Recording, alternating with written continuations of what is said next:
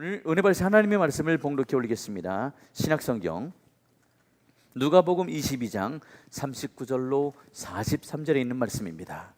신약성경 누가복음 22장 39절로 43절에 있는 말씀입니다. 제가 가지고 있는 성경은 135쪽입니다. 신약성경 누가복음 22장 39절로 43절 찾으신 줄 알고 봉독해 올리겠습니다.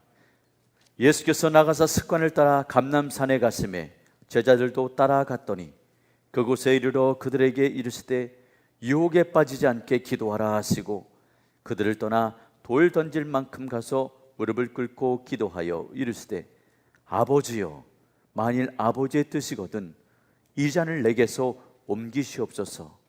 그러나 내 원대로 마옵시고 아버지의 원대로 되기를 원하나이다 하시니 천사가 하늘로부터 예수께 나타나 힘을 더하더라. 아멘.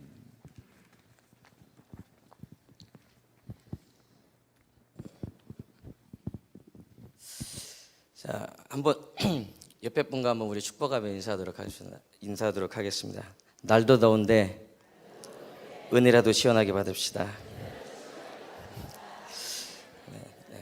시원한 은혜를 받으시기를 주님의 이름으로 축복합니다. 목사 되고서 바뀐 게 있다면은 참 설교가 풍년이 됐습니다.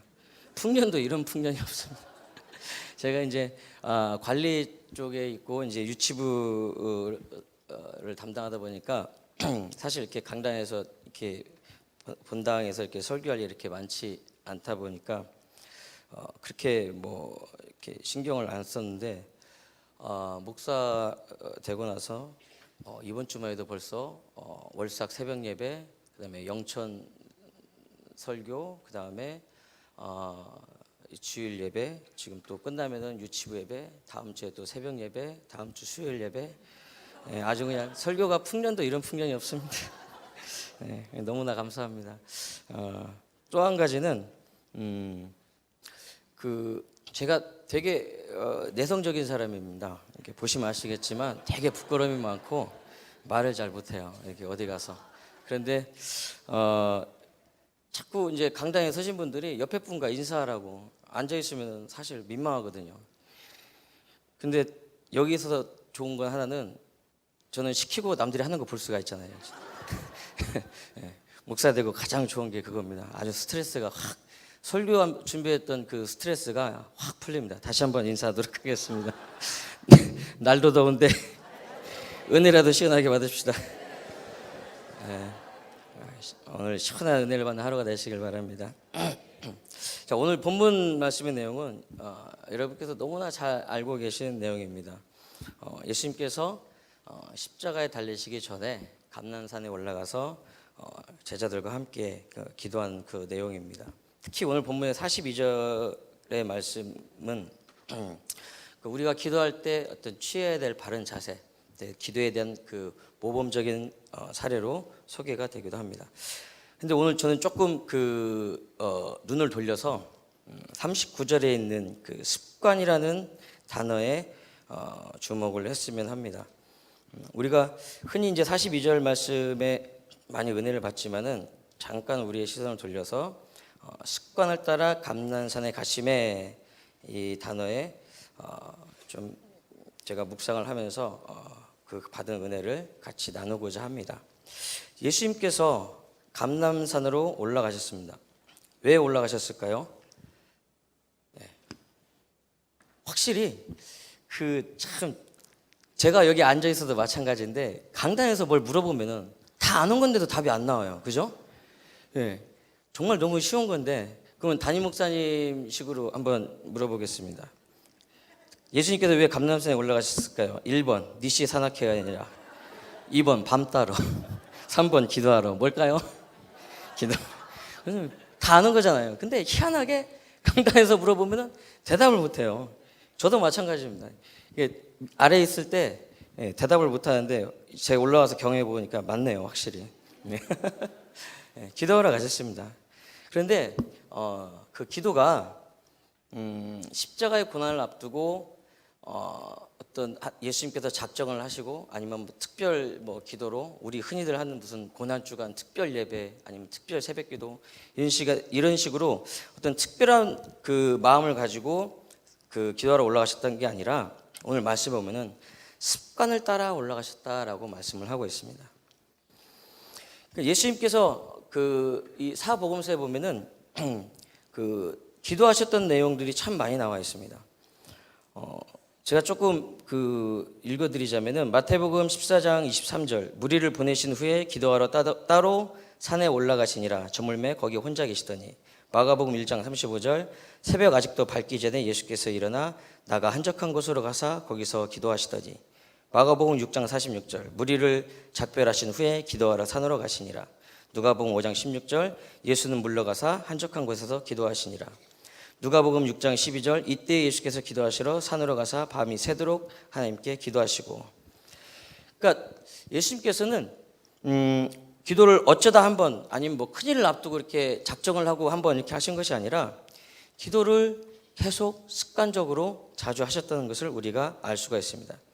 습관이란 말의 뜻을 찾아보니까 오랫동안 되풀이하여 몸에 익은 채로 굳어진 개인적인 행동이라고 나와 있습니다.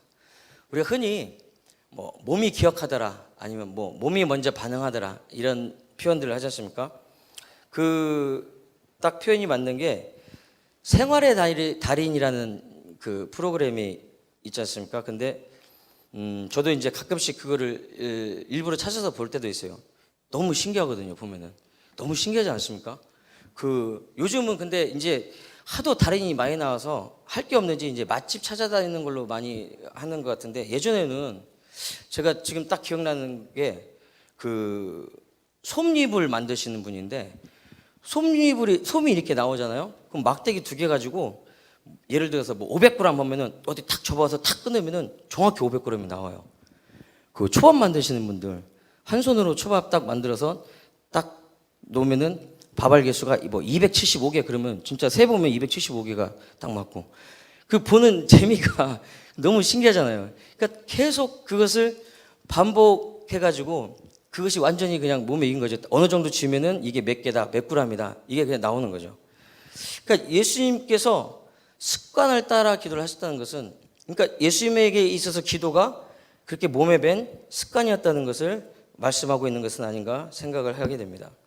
그러니까 제가 무슨 말씀을 드리고 싶냐면은 그 오늘 예수님께서 이 십자가의 고난을 앞두고 드렸던 이 기도가 정말로 그 괴로움에 너무 힘들어서 작정하고 마음을 다해서 사람들을 이끌고 막 우리 한번 기도합시다 해서 기도하신 게 아니라 습관을 따라 기도하신 날들 가운데 하루였고 단지 그날이 하나님 앞에 특별한 기도 제목이 있었던 날이었다는 거예요.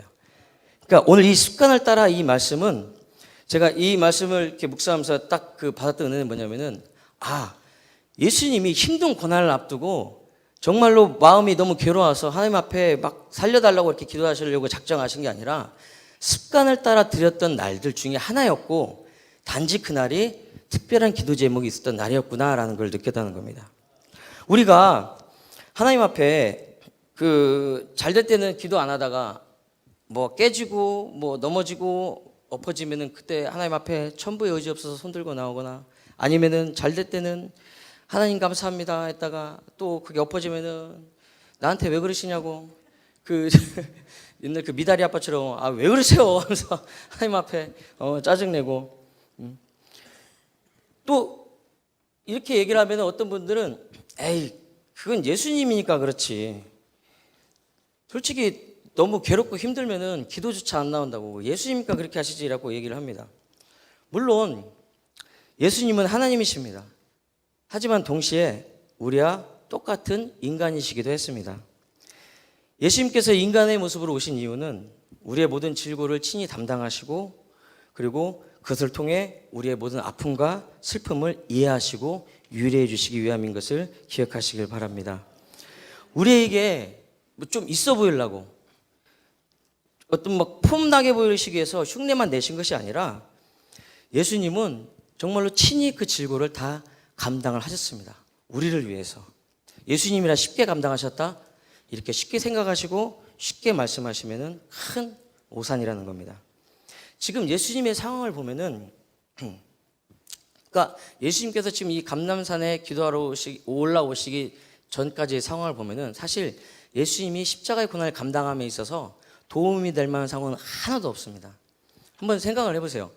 예수님의 일상을 한번 우리가 생각해 보면은 아침부터 환자들이 아프다고 찾아옵니다. 예수님 나 어깨가 아파요. 머리가 아픕니다. 태어나면서 걷지를 못했으며 어디 한번 눈 한번 떠서 어디 바라보는 게 소원입니다. 12년 동안 피만 흘렸습니다. 어디가 아파요? 어디가 아파요? 환자들이 막 어디 짊어지고 오고 누가 메고 오고 아침마다 환자들 여기 성경에 나와 있는 환자들 말고도 그 소문이 삽시간에 퍼졌을 텐데 얼마나 많은 사람들이 예수님을 배워서 고쳐달라고 이렇게 매달렸겠습니까?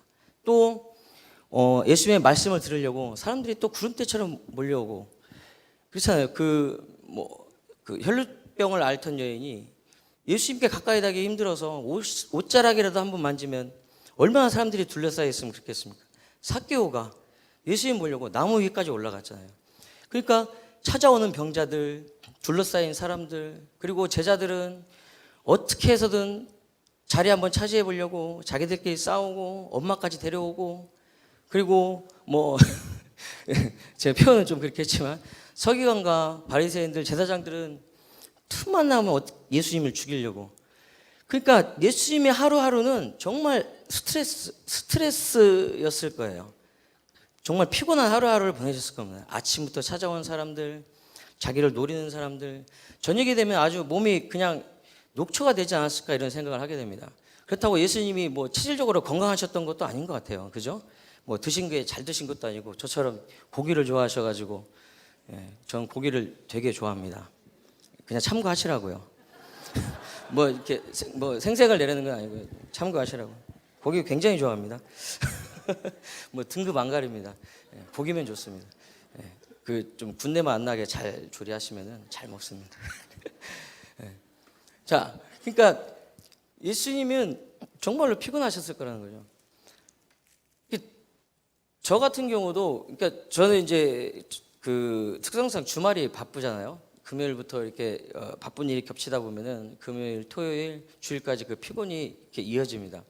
그래서 월요일 날이 되면은 정말 어떤 때는 꼼짝도 하기 싫은 때가 있어요. 저희 집이 구조가 희한해서 거실이 가로로 길어요. 근데 위치가 TV를 이렇게 좁은 쪽으로 놓을 수밖에 없거든요. TV 놓고 거기 이제 소파가 이렇게 있는데 정말로 아침에 눈 떠서 소파에 등을 붙이고 TV만 보고 하루 종일 누워 있을 때도 있습니다. 진짜 꼼짝도 안 하고. 제가 여러분이 보시기보다 되게 게을러요. 되게 이렇게 날렵하게 보이는데 되게 게으릅니다. 그래서 등을 붙이고 이렇게 고개만 돌려서 TV를 이렇게 보다가 그럼 목이 아프잖아요. 그럼 뒤집어서 다시 이러고 이쪽으로 갔다 전 붙이듯이 이렇게 갔다 이렇게 갔다 고개만 목은 제 목은 소중하니까요. 목 안 아프게. 정말 피곤할 때는 아무것도 하기 싫을 때가 있습니다. 죄송한 말씀이지만 지금에서야 고백하지만 월요일 날 저한테 한 번씩 거시는 분들이 있어요. 그러면 정말 어떤 때는 정말 죄송한 말씀이지만 그냥 전화기 엎을 때가 있어요. 정말 중요한 일이면 한 번 더 하겠지. 안 하더라고요. 그러면 저도 안 합니다. 매번 그러는 거 아닙니다. 매번 그러는 건 아니고 어쩌다 한 번씩. 그러니까 예수님의 하루의 일과는 정말 피곤한 하루였을 겁니다. 그것이 하루 이틀도 아니고 계속 예수님의 공생의 삶 가운데 이어졌을 겁니다. 그런데 예수님은 한 번도 그것을 불평하거나 피곤을 핑계로 주무시지 아니하시고 딱 습관을 따라 날마다 하나님께 간구를 하셨다는 겁니다. 예수님에게 있어서 기도는 하나님과의 대화였고 교제였고 하나님과의 관계였습니다. 피곤하셨지만 그 피곤함이 핑계로 남지 않았던 것은 어쩌면 그 기도가 습관이었기 때문인지도 모르겠습니다. 오늘 예수님의 기도는 감정이나 어떤 상황에 따라 변하는 우리의 기도와 다른 그저 날마다 습관을 따라 기도하는 날 중 조금 다른 특별한 기도 제목이 있었던 날이 바로 오늘이었다는 겁니다. 우리의 기도가 특별 행사나 어떤 연중 행사가 되어서는 안 될 것입니다. 우리에게도 예수님처럼 기도가 습관이 되는 은혜가 있기를 소망합니다. 우리는 그 설교를 통해 또는 뭐 미디어나 어떤 책들을 통해 기도에 관한 어떤 여러 가지 방법이나 능력에 대해서 많이 배우게 됩니다. 그런데 그 기도가 나에게 습관이 되지 못한다면은 결국 아무 소용이 없고 아무 능력도 발휘할 수가 없음을 기억하시기를 주님의 이름으로 부탁을 드립니다. 그렇다고 여러분에게 무조건 지친 몸을 이끌고 산으로 올라가라라는 말은 아닙니다. 또 오늘 밤부터 이렇게 주구장창 산으로 올라가겠다고 이렇게 길을 쓰시면 안 됩니다. 생활을 포기하시고 나는 무조건 산으로 올라갈래. 뭐 그 황 목사가 설교하는데 그랬다 또 그러면서 또 그러시면 정말 곤란해집니다. 진짜로. 제가 드리고 싶은 말씀은 매일 주어진 상황 앞에 주님께 기도로 나아가는 습관을 드리자는 말씀입니다. 그러니까 예수님께서 습관을 따라 기도하셨다는 것은 매일매일 삶 가운데 늘 하나님을 기억하고 하나님이 기뻐하시는 뜻이 무엇인지 구했다는 거죠. 단지 그 장소가 산이었을 뿐입니다. 그러니까 여러분이 어디에 계시든지 늘 하나님의 뜻이 어디에 있는지 하나님께 간구하는 그런 습관을 들이자고 오늘 제가 말씀을 드리는 겁니다. 예수님은 산에서뿐만 아니라 사실은 수시로 기도를 하셨어요.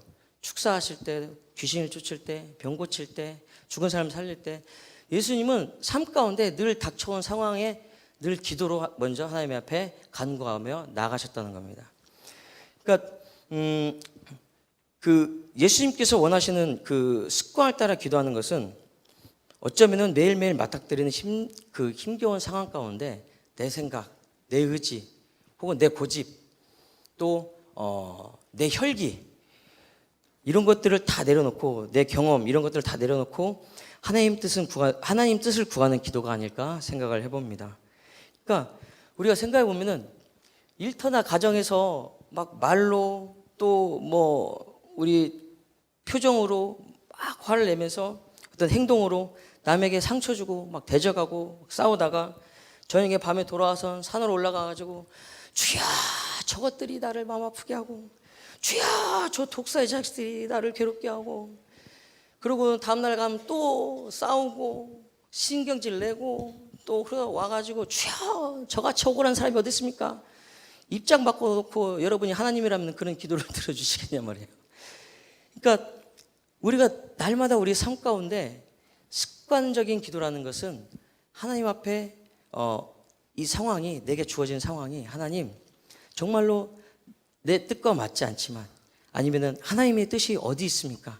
하나님이 지금 내 이 상황 가운데 저에게 하시고자 하는 말이 하시고자 하시는 뜻이 무엇입니까? 라고 먼저 물어볼 수 있는 기도로 먼저 나아갈 수 있는 화를 내거나 그리고 막 다 엎어버리고 나오거나 이런 것이 아니라 먼저 하나님의 뜻이 어디 있는지 물어볼 수 있는 그런 지혜가 있는 저와 여러분이 되시기를 주님의 이름으로 축원합니다.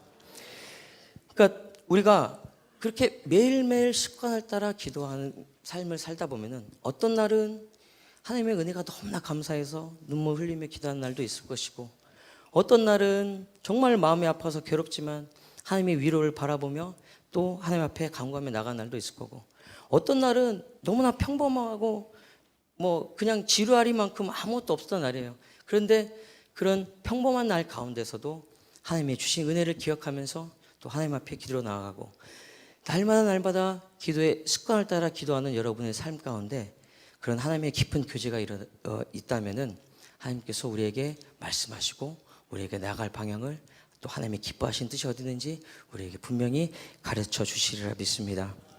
근데 문제는 그렇게 습관을 들이기가 어렵다는 거죠. 이 타이밍에서 물 한 잔 마시겠습니다.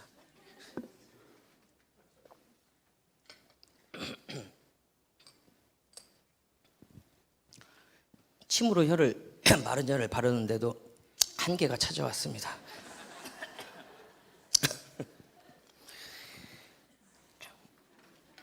목이 막혔으니까 한 번 더.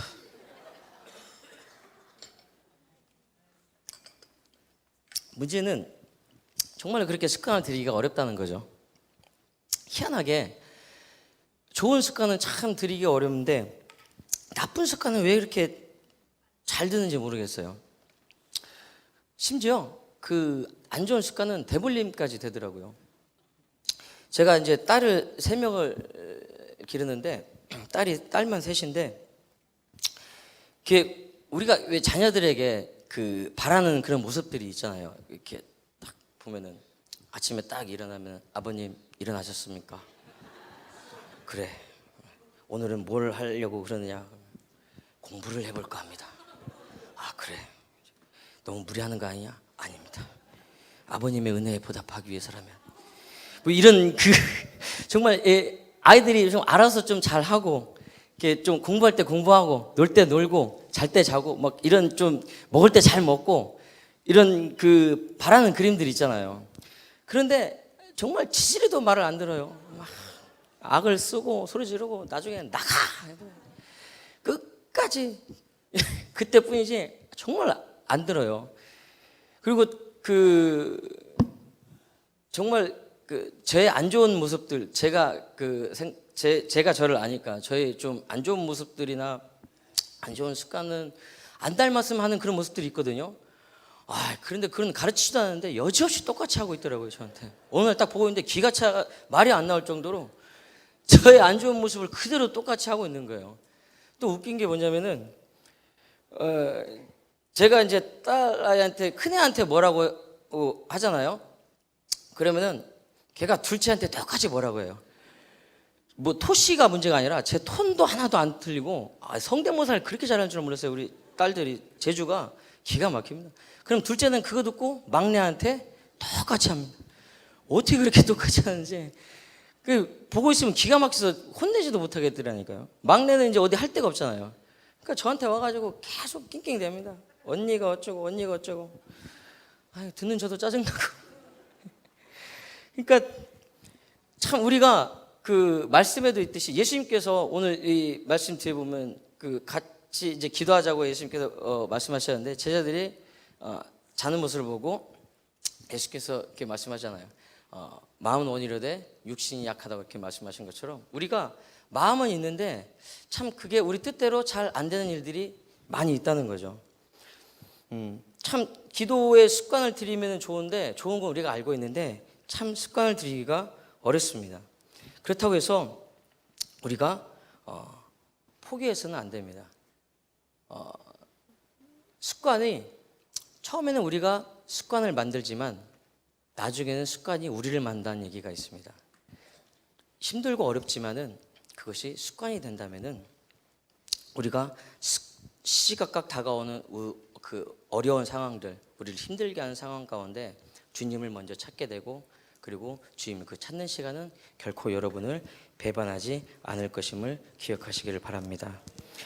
그러면은 예수님께서 왜 이렇게 습관을 따라 기도하시고 기도하는 모습을 우리에게 보이시고 또 왜 우리가 습관을 따라 기도를 해야 하는가 오늘 본문 말씀에서 한번 찾아보도록 하겠습니다. 첫 번째는 예수님께서 하셨기 때문입니다. 오늘 39절 말씀입니다. 예수께서 나가사 습관을 따라 감난산에 가심에 제자들도 따라갔더니 그랬습니다. 너무 당연한 말씀입니다. 예수님께서 명령하신 것이고 또 예수님께서 몸소 실천하신 것이기 때문에 우리는 습관적으로 기도를 해야 됩니다. 예수님은 우리에게 절대 무리하는 것을 말씀하지 않으십니다. 또한 예수님께서 하지 않거나 하기 싫은 것을 우리에게 강요하시는 분도 아니십니다. 그분은 친히 우리를 위해 고초를 당하시고 사망의 저 밑바닥까지 주저없이 내려가셨다가 다시 사심으로 모든 사람들의 소망이 되신 분이심을 믿으시길 바랍니다. 그것이 하나님의 아버지께서 기뻐하시는 뜻이었고 예수님은 기도를 통해 그 기뻐하시는 뜻이 이루어지기를 습관처럼 기도하셨다는 것입니다. 때문에 우리도 하나님의 선하시고 기뻐하시고 온전하신 뜻이 무엇인지 습관처럼 간구해야 될 줄로 믿습니다. 두 번째는 유혹에 빠지지 않기 위함입니다. 오늘 본문 40절 말씀입니다. 그곳에 이르러 그들에게 이르시되 유혹에 빠지지 않게 기도하라 하시고. 그러니까 예수님께서 감람산에 올라오시기 전에 31절 말씀에 보면은 시몬아 시몬아 보라 사탄이 너희를 밀가부르듯 하려고 요구하였으나 라고 말씀하십니다. 사탄은 어떻게 해서든 우리를 넘어뜨리고 하나님과 멀어지게 하려고 합니다. 그러니까 밀가부르듯 우리를 가지고 놀다가 버려버린다는 거죠. 그러니까 밀가부르듯 하려는 말이 저는 처음에 이게 어떤 걸 연상했냐면은 땅콩 까는 거를 연상을 했어요. 땅콩 껍질 까듯이 쉽게 우리를 이렇게 주무른다고 생각하는데 뭐 그것도 뭐 틀린 의미는 아니겠지만은 그때 담임 목사님께서 쭉정이 날릴 때 키즈라는 거 있잖아요. 그거를 비유하시는데 그게 맞을 것 같다는 생각이 들었어요. 왜냐면은 사탄이 우리를 이렇게 이제 키즈라면서 가지고 노는 겁니다. 그러면 어떤 분들은 막 거기에 아이고야 좋다 이러는 분도 계실 거고, 이러면 안 되는데, 그래 좋은데 이러는 분도 계실 거고. 근데 결국은 그렇게 실컷 가지고 놀다가 하나님과 멀어졌다 생각하면 여지없이 버려버린다는 거죠. 싹 쏟아버린다는 거죠. 그러니까 마귀는 정말 우리를 밀가부르듯 하려고 항상 주고 있다는 거예요. 이거 시간이 흐를수록 그 마귀의 유혹은 더욱더 거세질 겁니다. 요즘 TV를 보면은 성공신화를 이룬 사람들이 한순간에 무너지는 것을 우리가 볼 수가 있습니다. 정치인, 연예인, 또 기업인 할 거 없이. 또 부끄러운 얘기지만은 그 중에는 성직자도 포함되어 있습니다. 그러니까 유혹은 동서고금을 막론하고, 남녀노소를 막론하고, 지위고하를 막론하고, 사자성어가 벌써 3개가 나왔습니다. 동서고금, 남녀노소, 지위고하. 무슨 일을 하든 신앙인이든 신앙인이 아니든 또 오래 믿었든 엊그저께 믿었든 상관없이 정말 우리를 가리지 않고 어떻게 해서든 유혹에 빠뜨려서 넘어뜨리려고 한다는 겁니다. 재밌는 사실은 뭐냐면은 예수님께서 마귀에게 시험 당하신 때가 언제냐면 40일 금식을 마치신 때예요. 그렇죠? 솔직히 40일 금식이면은 목숨 내놓고 하는 거잖아요. 그냥 쉽게 이론적으로만 따져도 40일 했으니까 인간적으로 40일만큼은 시험이 없어야 되는 거 아닙니까? 40일을 목숨 내놓고 금식을 했는데 우리가 이론적으로 따지면은 1대1 비율로 40일 금식했으니까 40일만큼은 좀 성령의 충만함이 있어야 되는 거 아니냐고요. 그런데 40일 금식 끝나자마자 마귀가 와서 유혹을 했다는 거예요. 하물며 우리는 얼마나 쉽게 마귀가 밀가부르트하려고 우리를 갖고 놀겠습니까? 그런데 우리가 걱정할 필요가 없는 이유는 예수님이 말씀으로 마귀의 유혹을 물리치시고 오늘 32절 말씀 한번 보도록 하겠습니다.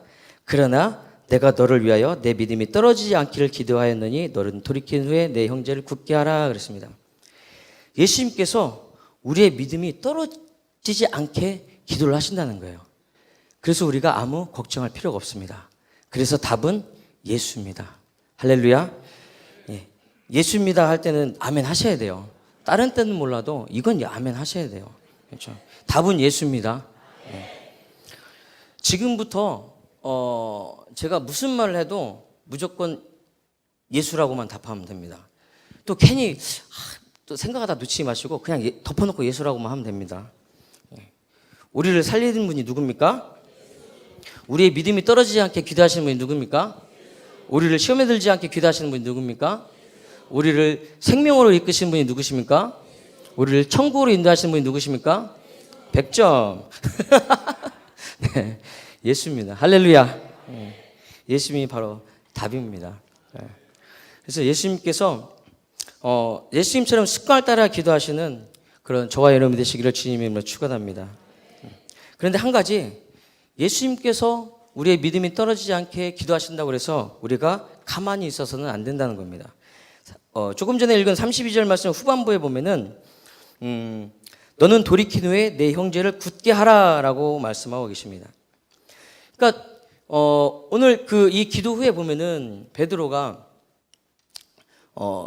예수님이 기도하실 때 졸았던 베드로가 결국은 예수님을 배반하고 떠나죠. 33절에 보면은 베드로가 뭐라고 얘기하냐면은 주여 내가 주와 함께 오게도 죽는 데도 가기를 각오하였나이다 하고 정말로 힘있게 얘기를 합니다. 정말 호기 있게 얘기를 합니다.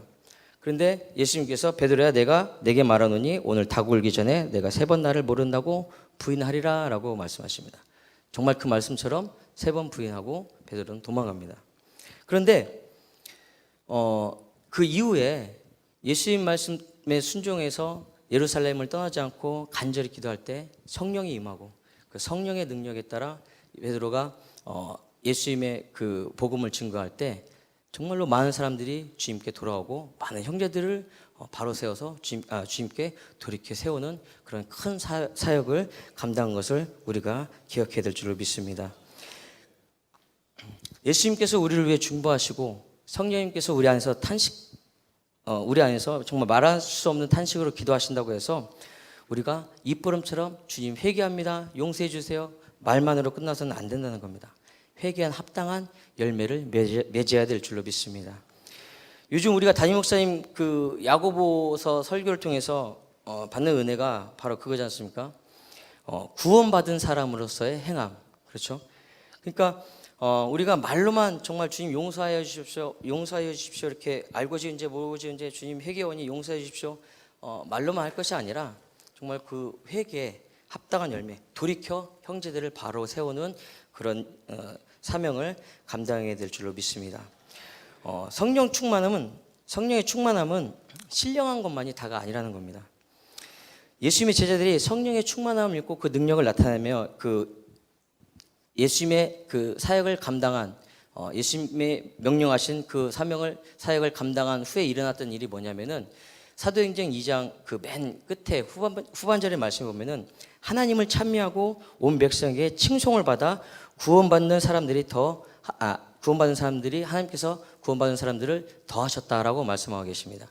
그러니까 어떤 능력이나 기적이 믿는 사람들을 더한 것이 아니라 그것을 통하여서 하나님을 찬미하고 많은 사람들에게 온 백성들에게 칭송을 받아서 하나님께서 믿는 사람들을 더하셨다라고 말씀하고 있다는 겁니다. 성령이 충만함이라는 것은 꼭 어떤 신령한 능력만 나타내는 것이 아니라 그것이 삶 가운데 녹아들어서 많은 사람들에게 예수님을 증거하는 일임을 기억하시기를 주님의 이름으로 축복합니다. 성령의 충만함은 그러니까 그냥 운전하다가 기름 떨어졌다고 주유소 들려서 기름 채우듯이 그렇게 채우는 게 아니라는 겁니다. 습관을 따라 간절함으로 부르짖을 때 불같은 성령이 임하고 돌이켜 믿는 성도를 굳게 세우는 그런 역사가 우리에게 나타날 줄로 믿습니다. 그런 성령의 충만함을 받는 저와 여러분 되시기를 주님으로 축복합니다. 마지막 세 번째 하기 전에 어제 제가 밤늦게까지 좀 있으면서 장로님 한 분하고 안수입생 한 분을 만났는데 은근히 기대를 하시더라고요. 그 설교를 일찍 끝내지 않을까 하는 뭐 처음 올라서는데 뭐 할 말이 얼마나 많겠어 하는 그런 그래서 제가 말씀드렸습니다. 목사님들 가운데 담임 목사님 다음으로 제일 길게 하는 사람이 접니다. 담임 목사님은 뭐라도 하나라도 더 알려주기 위해서 말씀을 오래 하시고 저는 무슨 말을 할지 몰라서 우왕좌왕하다가 이 말 저 말 하다가 시간을 보내고 그러나 희망을 가질 것은 여러분이 기대하시는 것보다는 빨리 끝날 것 같은 그런 느낌이 옵니다. 자, 마지막 세 번째 우리가 예수님처럼 습관을 따라 기도해야 되는 이유 마지막 세 번째는 하나님의 뜻을 이루기 위함입니다. 본문 42절 말씀입니다. 이르시되 아버지여 만일 아버지의 뜻이거든 이 잔을 내게서 옮기시옵소서 그러나 내 원대로 마시옵고 아버지의 원대로 되기를 원하나이다 하시니 그랬습니다. 예수님에게 있어서 이 십자가의 고난은 큰 고민이었습니다. 갈등의 요인이었습니다. 왜냐하면 육신을 입고 계셨기 때문입니다. 그래서 심각하게 이 잔을 옮겨달라고 기도하고 계십니다. 하물며 태생부터 죄인인 우리는 이 아담에서부터 오랫동안 이어왔던 이 죄에 길들여진 우리의 그 육의 습성이 얼마나 떨쳐버리기 어렵겠습니까? 오히려 어쩔 수 없다는 그런 핑계와 타협으로 하나님의 뜻과는 상관없는 선택을 우리는 쉽게 하게 됩니다. 육의 생각은 하나님의 습관을 힘들게 만들고 죄의 습관은 너무나도 쉽게 우리의 몸과 우리의 영혼을 파고듭니다. 그래서 육신을 입었다는 것은 연약하다는 겁니다. 육신을 입고 있다는 것은 그만큼 하나님의 뜻을 헤아리거나 하나님의 기뻐하심 따라 영광을 돌리기가 쉽지 않다는 겁니다. 하지만 여기서 또 예수님께서 우리의 소망이 되시는 것은 결국 기도를 통해 아버지의 뜻이 이루어지기를 간구하셨다는 겁니다. 그러니까 우리는 계속적으로 하나님의 뜻이 무엇이고 어디에 있는지 기도를 통해 우리는 간구를 해야 됩니다. 그렇지 않으면 내 생각이 하나님 뜻이 되고 어떤 유명한 사람의 강의가 진리가 되고 또 그럴싸한 말들이 우리를 현혹해서 기독교도 아닌 뭣도 아닌 이상한 종교로 만들어버리고 맙니다. 우리는 내가 바라는 것들이 주님의 뜻으로 포장해 간구할 때가 많습니다. 좀 더 솔직히 말하면 내가 바라는 뜻이 하나님의 뜻이 되어야 된다고 생각을 합니다. 그래서 내가 원하는 것이 이루어지지 않으면 하나님과 뜻과는 상관없이 실망하고 원망을 하게 됩니다. 하나님의 뜻이 이루어져야 한다고 하면서도 정작 내 앞에 닥치는 일은 하나님의 뜻을 내가 조종하기를 원합니다. 오스왈드 챔버스 목사님의 주님은 나의 최고봉이라는 묵상집이 있습니다. 거기에 보면 이런 내용이 나옵니다. 기도는 우물에서 물을 깃듯이 하나님의 은혜를 깃는 행위다라고 얘기를 하십니다. 무슨 뜻이냐면은 내가 하나님의 응답을 얻기 위해서 간구하는 것이 아니라 이것이 내 뜻과 내가 원하는 것과 맞지 않다 하더라도 하나님의 뜻이면은 이것을 감당할 수 있는 은혜를 달라고 구하는 것이 기도라고 오스왈드 챔버스 목사님은 그 묵상집을 통해서 얘기를 하고 있습니다. 그래서 기도는 응답을 구하는 것이 아니라 은혜를 구하는 것입니다. 한번 따라해 보도록 하겠습니다. 기도는 응답을 구하는 것이 아니라 은혜를 구하는 것이다. 그래서 하나님 이것 좀 해주세요, 이것 좀 해주세요 응답을 구하는 것이 아니라 하나님의 뜻이 어디 있는지 그리고 내가 바라는 것이 하나님의 뜻과 맞지 않다 하더라도 이것이 하나님의 뜻이라면 순종할 수 있는 은혜를 구하는 것이 바로 기도라는 겁니다. 그래서 기도는 응답이 아니라 은혜인 겁니다. 우리가 지난주에 담임 목사님 설교를 통해서 배운 게 순종의 근육을 키우자를 배웠지 않습니까? 맞습니다. 순종의 근육을 키워야 됩니다. 근데 순종의 근육을 그냥 키우냐? 습관을 따라 기도하면서 키워야 된다는 겁니다. 자꾸 움직이셔야 됩니다. 그래야지 굳은 살이 아니라 근육에 근육이 뭉친 것을 풀 수가 있습니다. 엊그저께 제 아내가 다리 운동을 했나 봐요. 런지라는 다리 하체 운동이 있는데 그거를 한번 하더니 계단을 못 내려옵니다. 그러니까 움직일 때마다 끙끙 앓면서 움직이더라고요. 그러면은 뭉친 근육을 풀기 위해서 그 다음에 또 운동을 이어가야 되는데 그 근육이 풀릴 때까지 꼼짝을 안 해요. 그럼 그 다음에 또 움직이면은 또 다시 근육통이 일어납니다. 아이고. 네, 계속 움직여야 됩니다. 우리가 습관을 따라 기도하면서 정말 순종의 근육을 키울 수 있는 응답을 달라고 문제 해결해 달라고 하나님을 졸라대는 그런 신앙에서 이제 하나님의 뜻에 순종할 수 있는 은혜를 허락해 달라는 그런 좀 수준 있는 기도를 드릴 수 있는 그런 저와 여러분 되시기를 주님으로 축복합니다. 우리가 사실 저도 이렇게 얘기를 하면서 하나님 앞에 내 뜻을 내려놓고 기도한다는 것은 정말 쉽지가 않습니다. 순간순간 올라오는 제 또 혈기나 아니면은 제 고집, 제 경험 이미 다 만들어 놓고 하나님을 거기다 끼워 맞추려고 하는 그런 습성들이 정말 시시각각 올라와서 사실 쉽지가 않습니다. 그런데 또 너무 감사한 것은 오늘 말씀에 43절 말씀 마지막 말씀 보면은 천사가 하늘로부터 예수께 나타나 힘을 더하더라 그랬습니다. 아버지의 원대로 되기를 간구하니까 천사가 하늘로부터 나와서 예수님에게 힘을 더한다고 오늘 말씀하고 있습니다. 그러니까 처음부터 우리가 생각해 보면 예수님께서 하나님 아버지 우편에서 우리를 위해서 중보하시고 성령님께서 내 안에서 탄식하는 마음으로 우리를 위해서 기도하시고 우리가 또 기도할 때 하늘에서 천사가 내려서 우리의 기도를 돕고 이렇게 하나님께서 이렇게 삼위일체로 우리를 도우시는데, 삼위일체는 아니구나. 어쨌든, 예. 그렇게 도우시는데, 그쵸? 천사도 하나님께서 보내시는 거니까 어쨌든 삼위일체로 도우시는데, 안 하는 게 바보 아닙니까? 따지고 보면은. 하나님께서 도와주시고, 예수님께서 기도하시고, 성령님께서 우리를 도와주시는데, 기도 안 하는 게 바보 아닙니까? 그러니까 아까도 말씀드렸지만, 마귀가 우리를 이렇게 밀가부르트라고 이렇게 딩가딩가 한단 말이에요. 그런데, 이렇게 가지고 놀기 쉽다가도 어떤 사람 딱 가지고 놀니까 이게 안 움직이는 거예요. 한번 상상을 한번 해보세요. 우리가 정말로 마귀가 처음에는 우리를 잘 되게 해주잖아요. 이렇게 재밌게 해준단 말이에요. 거기서 너무 재밌어서 이렇게 하다가 어느 순간 하나님을 잊어버린다 싶으면 던져버린단 말이죠. 그런데 얘도 그렇게 될 것 같아서 이렇게 하는데 안 움직이는 거예요. 근데 봤더니 습관을 따라 기도하는 사람인 거예요. 이 정도면은 얘가 엎어지고 원망할 만도 한데 그 순간에도 하나님 앞에 습관을 따라 기도하면서 하나님 앞에 하나님의 그 순종함을 간구하는 거예요. 그러니까 이게 밀가부르듯 타려다가 이게 안 움직이는 거예요. 그때 이 쾌감을 한번 우리가 생각을 해보면은 정말 우리 단순하게 삶 가운데 내 눈앞에 뭐가 잘 돼가지고 기쁜 거 말고 정말로 그 마귀를 이겼을 때 하나님께서 주시는 그 영적인 기쁨이 충만할 때를 한번 우리가 상상을 해보면은 얼마나 통쾌합니까?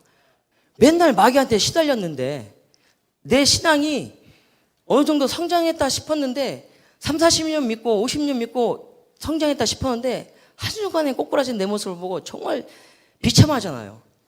좀 올라섰다 싶으면 또 꼬꾸라져가지고 제가 40년 동안 그걸 반복을 했더니 미치겠더라고요, 진짜로. 정말 힘들더라고요. 그런 제 자신을 보는 게. 제 삶과 신앙의 괴리감이 너무나 커가지고 그 모습이 너무나 괴롭더라고요. 근데 마귀는 그러니까 하나님도 그 모습 보면 얼마나 괴로워하시겠어요. 내 자녀가. 그런 마귀는 막 좋아 죽겠는 거예요. 재미있어 죽겠는 거예요. 이게 자기 마음대로 갖고 노니까. 그런데 어느 날 이게 안 되는 거예요. 마귀가 하려니까. 이게 억지로 하려다가 자기 팔이 빠졌다고 생각해 보세요. 이게 좀 어떤 유치원적 발상이지만 제가 유치부를 담당하기 때문에 발상이 좀 되게 유치할지는 모르겠지만 그때 이 쾌감이 하나님께서 주시는 그 영적인 기쁨이 얼마나 큰지 우리가 상상을 해보면은 정말 지금 내가 억울하고 정말 화가 나고 막 저 사람을 어떻게 해서 좀 정말 미워 죽겠는데 그걸 누르고 하나님의 뜻을 구하고 하나님의 기뻐하는 뜻에 순종을 할 때 정말 나는 미치겠는데 전라도 사투리로 폭폭해 죽겠는데 이 폭포감을 참고 하나님 앞에 속에서 천불이 나는데 이걸 천불이 나는 거를 주의 성령의 물로 소화시키고 그것을 감당할 때 그 이후에 하나님께서 주시는 그 영적인 축복은 하나님께서 주시는 그 놀라운 기쁨은 그 참았던 그 억울함에 수만 배, 수십만 배, 수억만 배가 될 줄로 믿습니다. 근데 안 하니까 안 되는 거예요. 한번 생각해 보세요. 우리의 삶을 돌아볼 때 저부터도 어저께부터가 벌써 몇 번의 그런 게 뭐 올랐다 내렸다 한 줄 모릅니다. 그러니까 우리가 안 하니까 그런 겁니다. 이미 정해놓고 저 사람은 이렇게 얘기 안 해주면은 안 돼. 나라도 얘기를 해주지. 나라도 얘기해서 저걸 고쳐줘야 돼. 아니요, 얘기 안 하셔도 돼요. 여러분이 안 해주셔도 충분히 하나님께서 하실 수가 있어요. 그러니까 누가 아니라 사실은 나만 우리 각각 개인이 나만 하나님 앞에 잘하면 된다는 생각이 있으면 돼요. 우리가 이제 제 중학교 때 저희 중학교 1학년 때 담임 선생님이 하신 말씀이 있습니다. 애들이 떠들 때 하신 말씀이 나 한 사람만 조용하면 된다라고 얘기를 하셨어요. 맞는 말이죠. 내가 나 혼자만 조용하면은 다 조용한 거잖아요. 그렇죠? 내가 나 혼자만 하나님 앞에 은혜를 제대로 받으면 돼요. 남 신경 쓸 게 없습니다. 남이라고 생각되면 이미 그때부터는 은혜가 아닌 거예요. 나라고 생각해야 은혜가 되는 겁니다. 모든 말씀이 남이라는 생각이 들 때부터, 그러니까 강단에서 흘러나오는 말씀에 다른 사람 생각이 먼저 들면 그건 은혜가 아닌 거예요. 무조건 나라는 생각이 들어야 돼요. 네.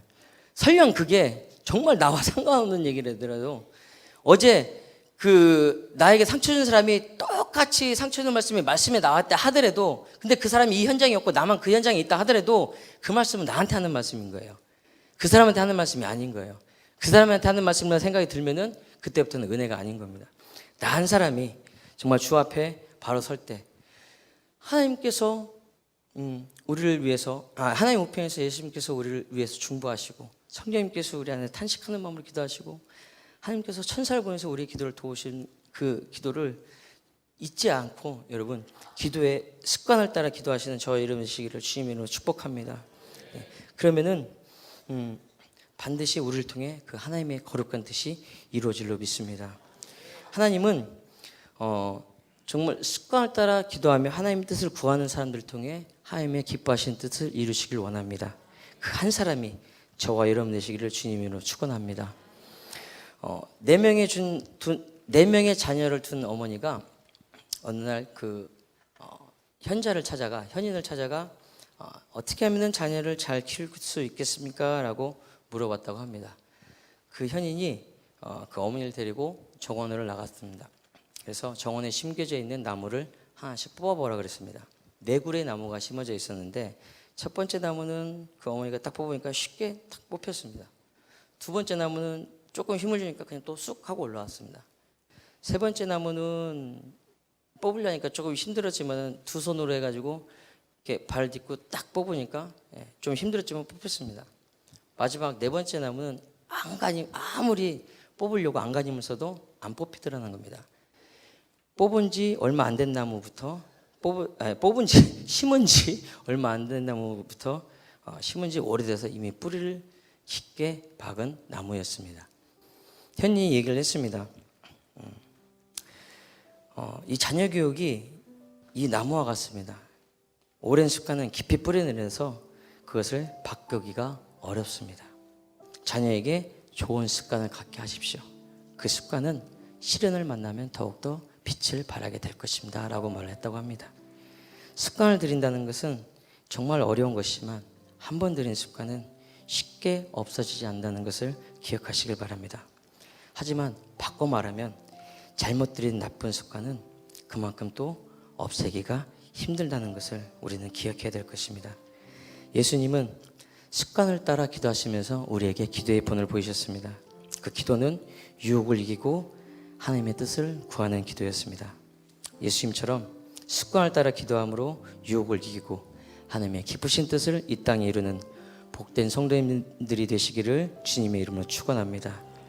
기도하시겠습니다.